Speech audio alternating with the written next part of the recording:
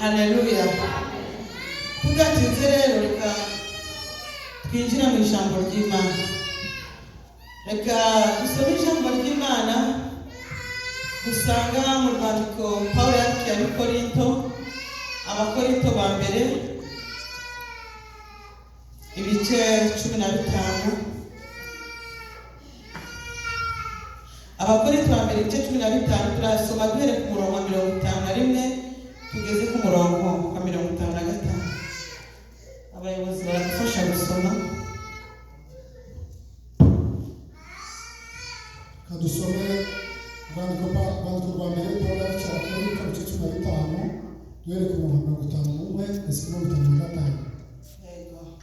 Haratubwira ngo dore bamenera ibanga ntituzasinzira twese, ahubwo twese tuzahindurwa mu kanya gato, ndetse mu kanya nk'ako guhumbya, ubwo impanda y'imperuka izavuga.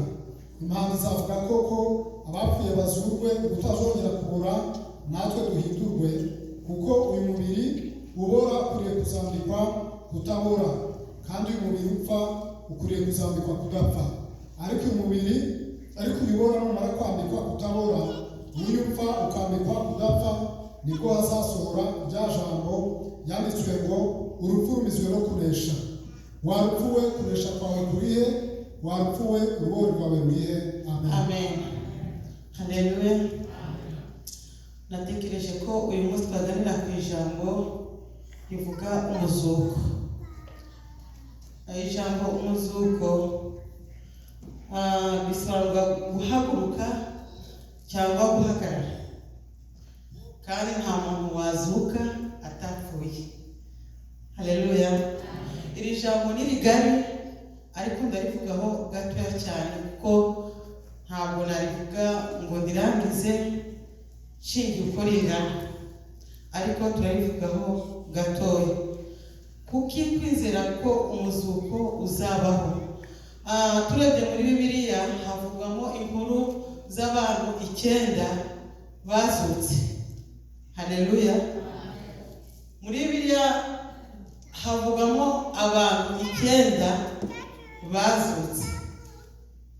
Reka turebe, tutayivuga gutya mu magambo gusa, wenda birashoboka yuko hari ababazi cyangwa abahazi cyangwa ababizi, ariko birashoboka ko haba hari n'abandi batabizi. Haleluya.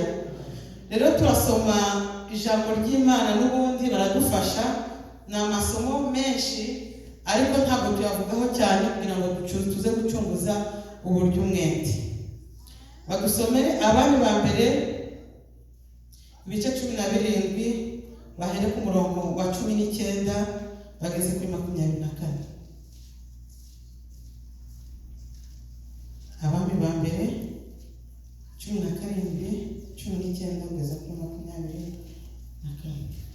24. Kadusome Abami ba mbere ibice 17 mu 19 kugeza ku 24.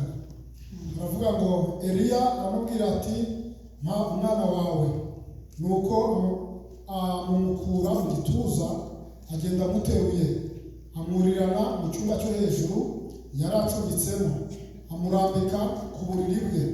Aherako atakambira Uwiteka ati, ayi Uwiteka Mana yanjye, uyu mupfakazi wancumbikiye nawe umuteje ibyago, umwicira umwana. Maze ibarara ku mwana gatatu, atakambira Uwiteka ati, ayi Uwiteka Mana yanjye, ndakwinginze ubugingo bw'umwana umusubiremo. Uwiteka yumvira Eliya, ubugingo bw'umwana umusubiramo, arahemuka. Eliya yenda uwo mwana, amukura mu cyumba cyo hejuru, aramumanukana, amushyira nyina. Eliya aramubwira ati, uyu mwana wawe ni muzima. Uwo mugore abwira Eliya ati, noneho menye ko uri umuntu w'Imana koko, kandi ko ijambo ry'Uwiteka uvuga ko ari ry'ukuri. Amen. Amen. Haleluya. Hano badusomeye amakuru y'uyu mudamu w'umupfakazi wari utuye aho bita Serefati. Haleluya. Uyu yacumikiye Eliya mu gihe gikomeye, ariko kubera ko twavuze ko tarivugeho cyane, turi ku ijambo rivuga umuzuko. Uyu mubyeyi yari afite umwana, igihe kigeze umwana arapfa.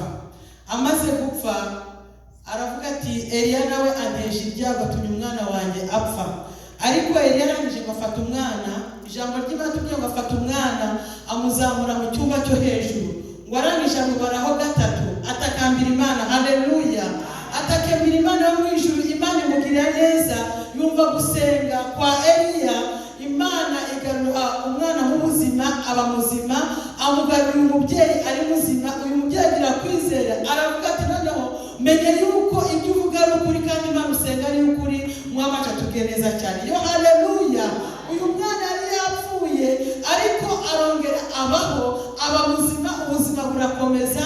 Umwami wacu atugire neza cyane. Tudatinze reka turebe undi muntu wa kabiri twavuze ko ari abantu 9 bapfuye ariko barongera barazuka. Reka tubirebe mu ijambo ry'Imana. N'ubundi baturebe abandi ba kabiri ibice 4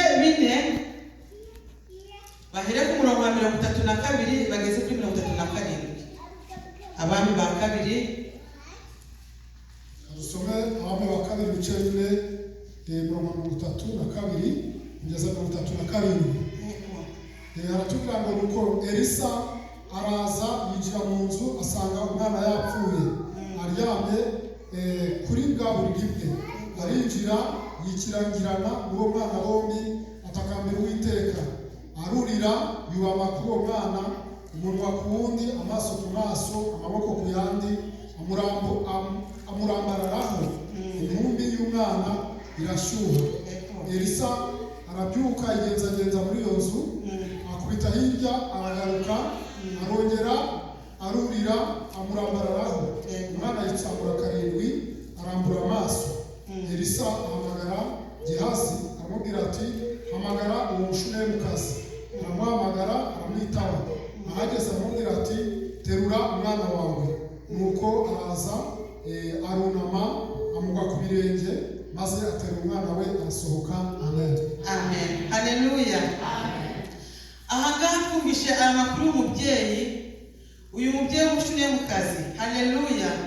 Uyu mubyeyi yari atagira umwana, ariko mu gihe kinini cyane yabonaga Elisa anyura ku marembo yiwe, agira umutima wo kumucumbikira. Ariko tabitinzeho cyane n'amakuru maremare, kubera ko turi ku ijambo ry'umuzuko. Igihe kiragera uyu mwana arapfa. Amaze gupfa, Elisa namuca aramufata, aramusengera. Ijambo ry'Imana tubwira ngo amubararaho, amaso ku maso, umunwa ku munwa, intoki ku zindi, mbese umubiri wose urahura. Haleluya. Warangije asengera uyu mwana, warangije akajya yigenzagenza, ajya hirya ajya hino, mu ijambo ry'Imana ritubwiye ngo ariko uyu mwana ngo igihe kiragera aza kugira akantu k'ubushuhe. Mubyibuke yuko iyo umuntu bavuga ngo yapfuye ariko iyo bamukoze bakumva gifite agashuhe, baravuga ngo uyu muntu acyari muzima, uyu muntu ntabwo arapfa. Ariko uyu mwana ijambo ry'Imana tubwira ko yari yapfuye, ariko Elisa amusengeye ubushuhe buragaruka. Noneho ngo Elisa agarutse ngo amubaraye, umwana yatsamura kangahe? 7. Yo haleluya. Wahamagara Gehazi aramubwira ngo nafata umwana mushikirize Umushunemukazi. Umwami atubwiye neza cyane. Uyu mwana yari yapfuye ariko byongera kubaho, Imana imuha ubuzima inyuriye mu mukozi wayo Elisa. Umwami atubwiye neza cyane. Uyu ni uwa kabiri wazutse. Reka turebe uwa gatatu. Abami ba kabiri n'ubundi 13 20.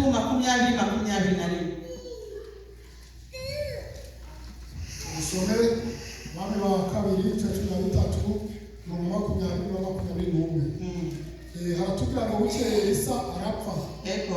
Baramuhamba. Undi mwaka utashye ibitero bya Mowabu bitera icyo gihugu. Bukeye hariho abajyaga guhamba umuntu, baramuka igitero kimwe, bajugunya uwo mupfu mu gituro cya Elisa.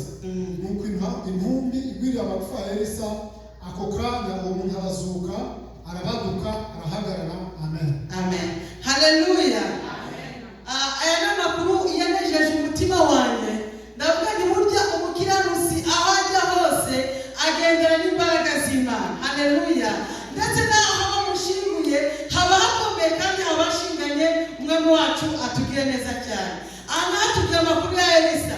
Elisa yabayeho kiragera arapfa, bamushinga uko abandi bose bashingura. Igihe kiratambuka, mu mwaka utashe ngo abamuwabukazi ngo bigiraga nayo, mbese bari bafite amatsinda y'abasahuzi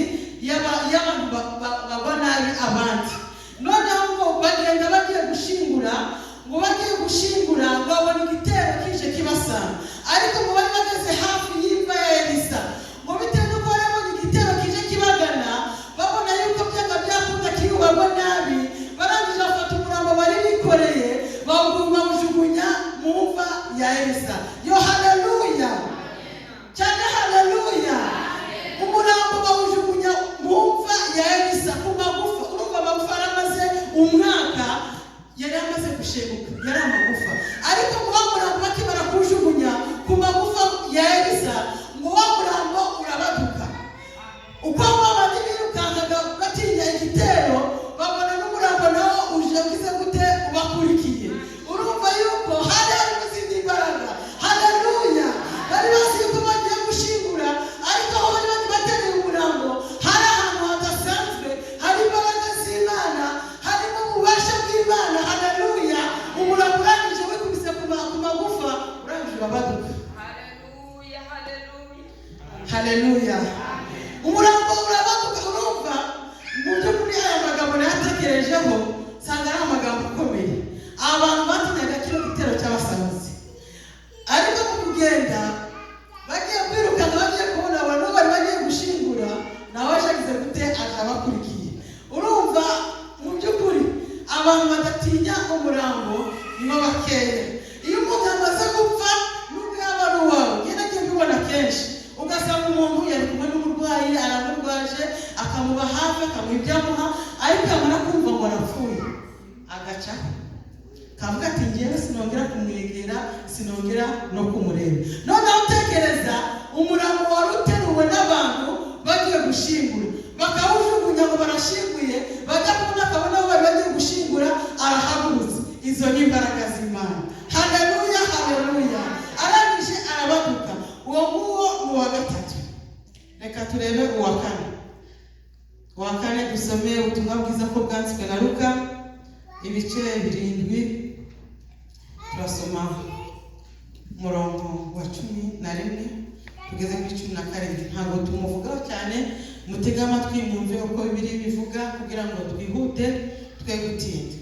Ku ijambo umuzuko dusome Luka ibice 7 kuva 11 kugeza ku 17. Haratubwira ngo bukeye ajya mu mudugudu witwa Nayini, abigishwa be n'abantu benshi bajyana nawe. Ageze hafi y'irembo ry'umudugudu ahura n'abikoreye ikiriba. Uwari wapfuye ari umwana w'ikinege kandi nyina ari umupfakazi. Abantu benshi bo muri uwo mudugudu bari bamuherekeje. Umwami Yesu amubonye amugirira imbabazi, aramubwira ati wirira. Yegera ikiriba agikoraho, abakikoreye barahagarara. Ati muhungu, ndagutegetse byuka. Wari upfuye arabaduka, atangira kuvuga. Yesu amusubiza nyina. Bose baterwa n'ubwoba, bahimbaza Imana bati umuhanuzi ukomeye abonetse muri twe. Kandi bati Imana agendereye ubwoko bwayo. Iyo nkuru y'ibyo yakoze yamamara i Yudaya hose no mu gihugu cyose gihereranye naho. Amen, amen. Ntabwo tubivugaho cyane kugira ngo twihute kubera ko amasaha y'abagenda. Uyu musore yari yapfuye kandi yari kinege, ndetse nyina yari umupfakazi. Urumva niwe yari afite wenyine, nta mugabo. Ariko ngo akiba kigenda ngo bahura na Yesu. Yesu yegera ikiriba, azura uwari wapfuye aba muzima. Umwami atatuge neza cyane. Reka turebe uwa gatanu. Ubutumwa bwiza ko bwanditswe na Luka ibice 8:49 kugeza kuri 56. Turihangana dutega amatwi twumve ijambo uko ritubwira, ntabwo tubivugaho cyane bitewe n'amasaha. Turasoma Luka ibice 8:49 kugeza ku 56. Navuga ngo nuko akivuga haza umuntu uvuye mu nzu y'abamutware w'isinagogi ati umukobwa wawe yapfuye, wikwirirwa urusha umwigisha. Ariko Yesu abyumvise aramusubiza ati witinya, izere gusa arakira. Ageze mu muryango w'inzu yagira undi muntu akundira kwinjiranamo nawe, keretse Petero na Yohana na Yakobo na se w'umukobwa na nyina. Asanga bose barira bamuborogera. Arababwira ati mwirira, ntapfuye ahubwo arasinziriye. Baramuseka cyane kuko bari bazi yuko yapfuye. Amufata ukuboko aravuga ati mukobwa byuka. Umwuka we uragaruka. Uwo mwanya arahaguruka. Yesu abategeka ko bamufungurira. Ababyeyi be baratangara cyane, ariko abihanangiriza ngo batagira uwo babwira ibibaye. Amen, amen. Uyu ni umukobwa wa Yayiro, ntabwo tumuvugaho cyane. yaje atakambira Yesu amuhendera kugira ngo agende agire neza umwana wamukize. Ariko ngo akiriyo ngo haza intumwa ivuye mu rugo iramubwira ngo ukomeza kurusha umwigisha kubera ko umwana yapfuye byarangiye. Ariko ijambo ry'Imana tubwiye ngo Yesu arababwira ati mwitinya, kuko abantu bari baraho bari kurira abenshi barabiseka, batizeraga imbaraga za Yesu, batizeraga yuko byashoboka, ngo barangije baraseka. Ariko Yesu arangije amusubizaho umwuka aba muzima. Umwami wacu atugire neza cyane. Reka turebe uwa gatandatu. Ubutumwa bwiza bwanditswe na Yohana igice cya 11:38 kugeza kuri 44. Abasomyi Yohana igice 11:38 kugeza ku 44. Haratubwira ngo Yesu yongera gusuhuza umutima agera ku gituro cyari senga ishyizweho igitare ku munwa. Yesu arababwira ati nimukureho igitare. Marita mushiki uwapfuye aramubwira ati databuja none aranuka kuko amaze iminsi ine.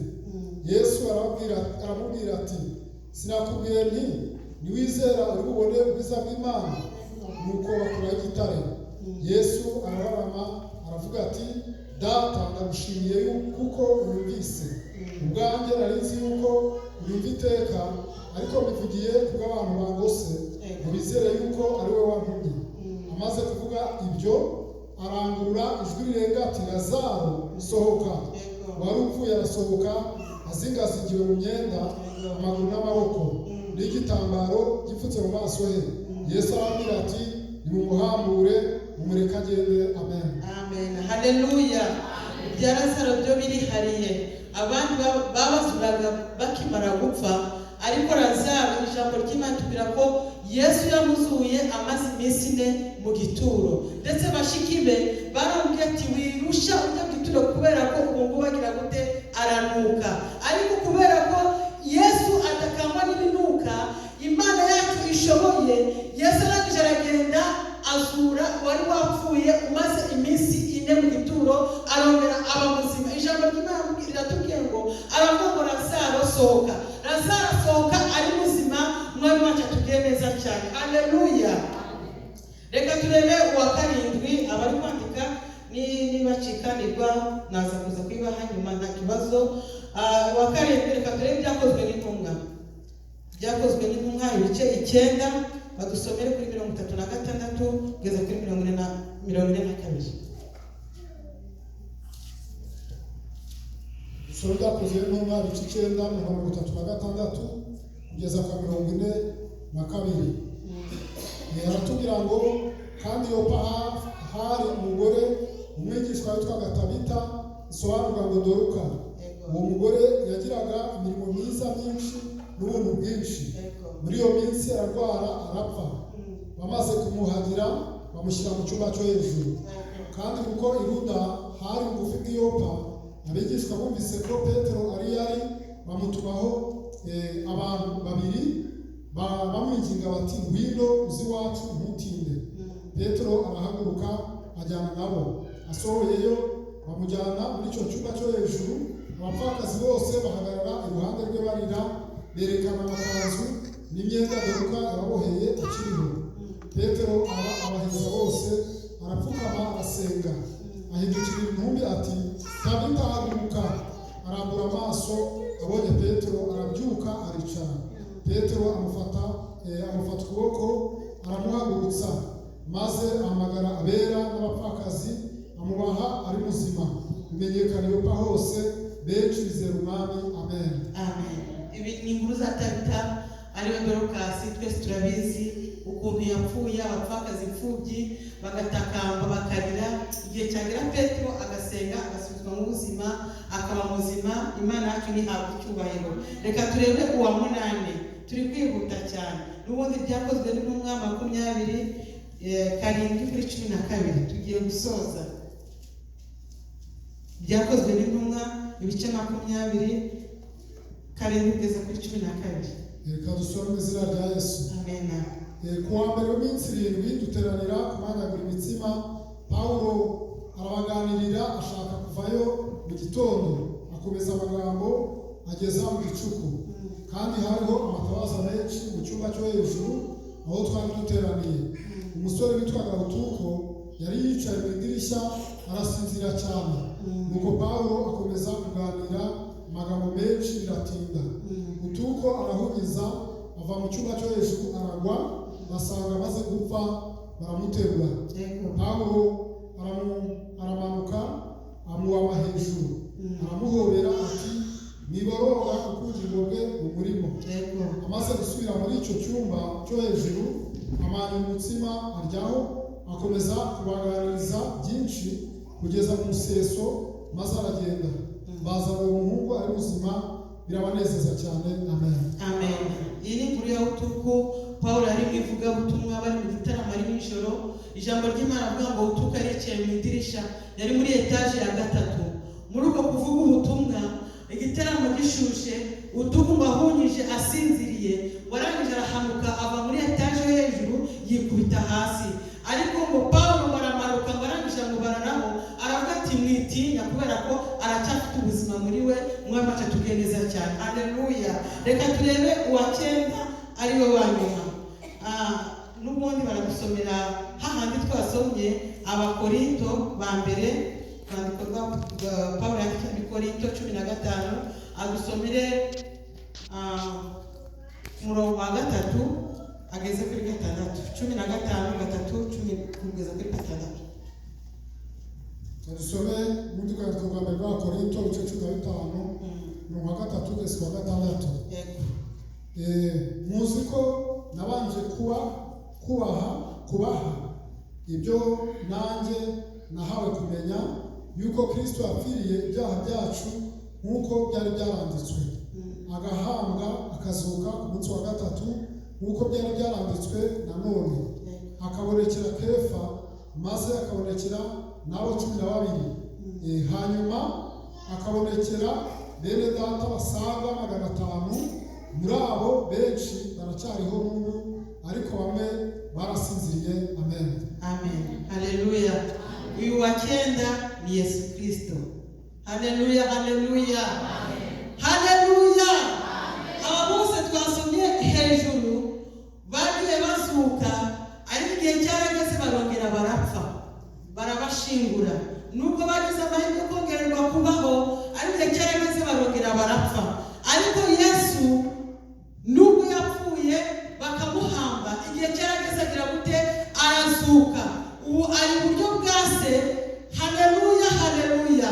Ubu ni muzima, yaratsinze, atsinda rupfu na kuzimu. Umwami wacu nahabwa icyubahiro. Haleluya. Aya ni amagambo Pawulo yarakubwira Abikorinto. Ese kubera iki Pawulo yabwiye Abikorinto aya magambo? Ikorinto bari bafite ibintu byinshi bitari byiza. Haleluya. Ikorinto bari bafite icyo bita amacakubiri. Ikorinto bari bafite icyo bita ubusambanyi. Ikorinto bakagira impaka ku byerekeranye n'ibyo kurya. Ubundi Ikorinto bakagira impaka ku byerekeranye n'umuzuko. Umwami wacu atugeneza cyane. Ariko kuri ibi by'umuzuko nibyo twagize ngo tuganire uyu munsi. Tumaze kumva abo abagiye bazuka, ariko nubwo bazutse igihe cyabo cyarageze bagira bate? Barongera barapfa, barongera barasinzira nk'uko abandi bose basinzira. Umwami wacu atugeneza cyane. Ariko Abikorinto baba bagiraga impaka, ntibemere ko umuzuko uzabaho. Ariko Pawulo mu kubahugura aravuga ati niba mutemera ko umuzuko uzabaho, ibyo dukora byaba ari iki? Gusenga kwacu kwaba gushingiye kuki? Umwami wacu atugeneza cyane. Haleluya, haleluya. Ariko bemeza yuko ubwo Kristo yazutse natwe ko tuzazuka. Umwami wacu atugeneza cyane. Abantu benshi bagenda bashidikanya bakavuga ati sari bizashoboka, ese hano abantu bazazuka gute? Ariko ubwo Kristo yazutse uyu munsi akaba ari muzima, natwe tuzazuka. Umwami wacu atugeneza cyane. Haleluya. Ijambo ry'Imana ryatubwiye ngo abazima si bo bazabanziriza abapfuye, ahubwo abapfuye nibo bazabanza kuzuka. Natwe abazaba bakiriho duhurire nabo hehe? Mu kirere. Impanda ya Yesu izavuga, impanda ya marayika izavuga, impanda y'Imana izavuga, duhere ko tumusanga bicu. Imana ya Yesu izavuga, Imana ya marayika izavuga, Imana y'Imana izavuga, duhereko tumusanganire mu bicu. Nuko rero tuzabana n'Imana iteka ryose, tumaranisha imibabaro kubwira n'ayo magambo. Abapfiriye mu mwami nibo bazabanza kuzuka, natwe abazaba bakiriho duhurire mu kirere. Nuko rero tuzabana n'Imana iteka ryose, tumaranisha imibabaro kubwira n'ayo magambo. Abapfiriye mu mwami nibo bazabanza kuzuka, natwe abazaba bakiriho duhurire mu kirere. Imana ya Yesu izavuga, Imana ya marayika izavuga, Imana y'Imana izavuga, duhereko tumusanganire mu bicu. Mwitegure ba Kristo, mwitegure, umwami wacu ari hafi kugaruka. Wishime iteka musenge ubudasiba, mu bibaho byose muhore mushima Imana. Ijuru tujyamo ni igihugu cyiza cyane, ababayo bose bahora bashima Imana.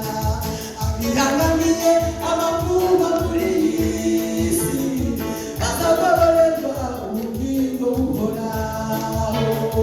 Bazareba Imana ibizima n'abakuru, tuzaba dutsinze urugamba tutabarutse.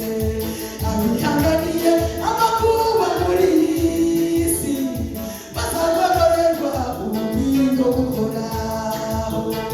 Bazareba Imana ibizima n'abakuru, tuzaba dutsinze urugamba tutabarutse.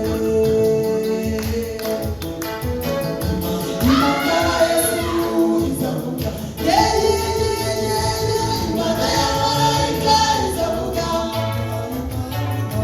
Imana y'Imana izavuga, duhereko tumusanganire mu bicu. Haleluya, haleluya, haleluya. Imana izavuga.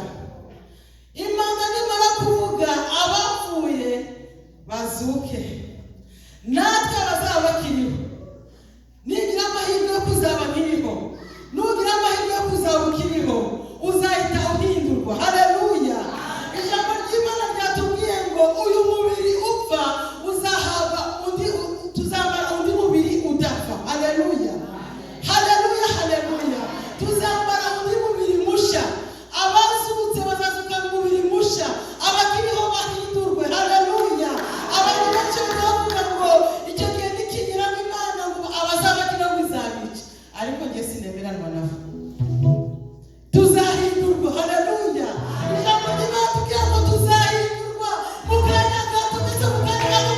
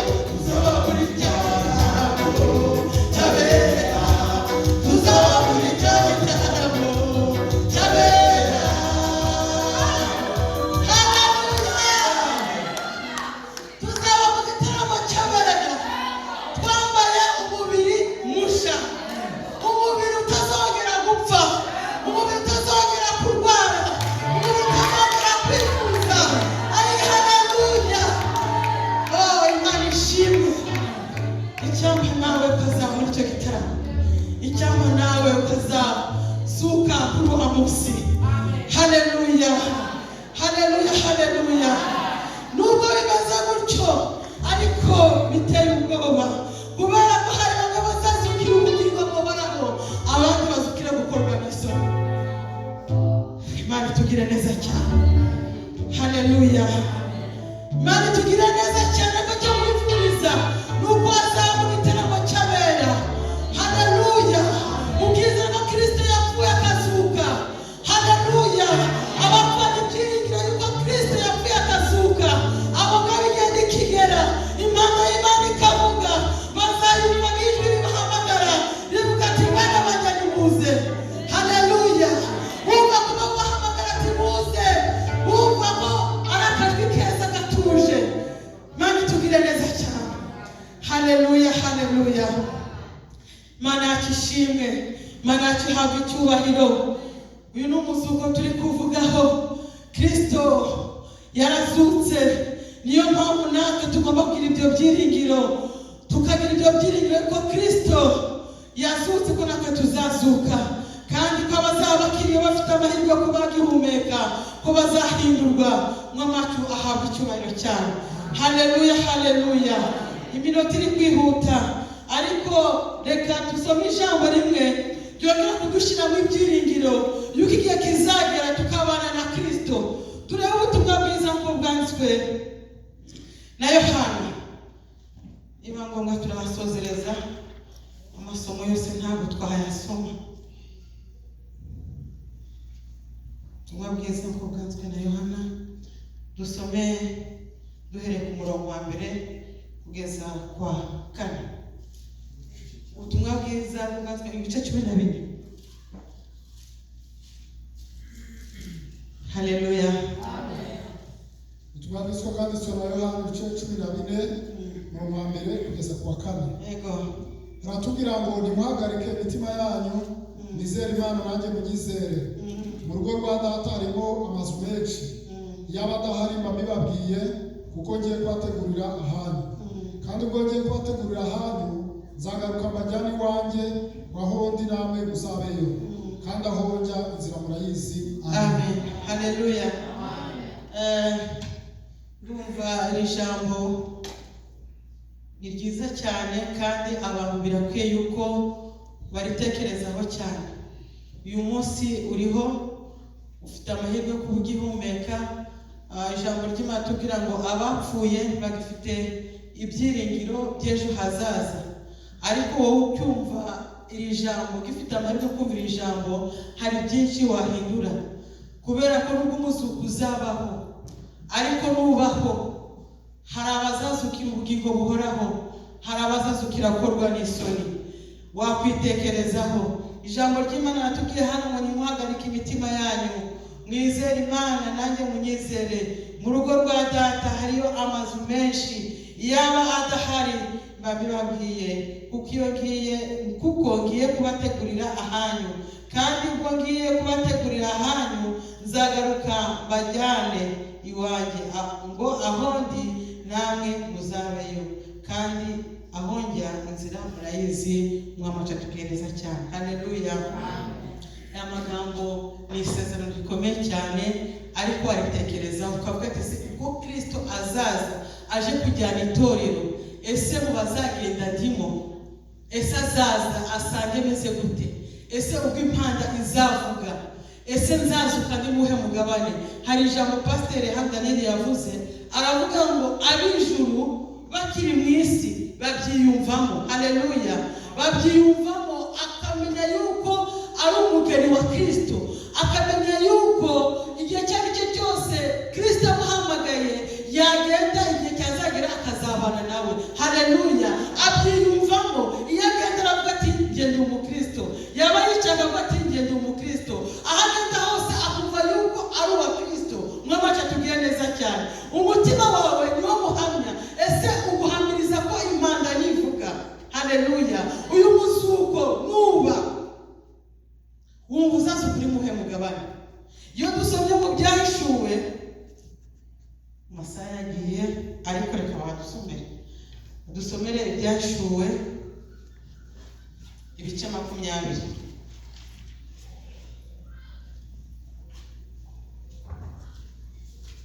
bahere ku murongo wa 4 ngeze kwa 6. Dusome byashiro cyo 20 umurongo wa 4 twese kwa 6. Aravuga ngo mbona intebe z'ubwami, mbona abazicaraho bahabwa ubucamanza, kandi mbona imyuka y'abaciwe ibihanga babahora guhamya kwa Yesu n'ijambo ry'Imana, aribo bataramije inyamaswa cyangwa igishushanyo cyayo, kandi batashyizweho ikimenyetso cyayo. Barazuka bimana na Kristo imyaka 1000. Uwo niwo muzuko wa mbere. Abapfuye basigaye ntibazuka iyo myaka 1000 itarashira. Ufite umugabane wo kuzuka kwa mbere arahirwa kandi mu wera.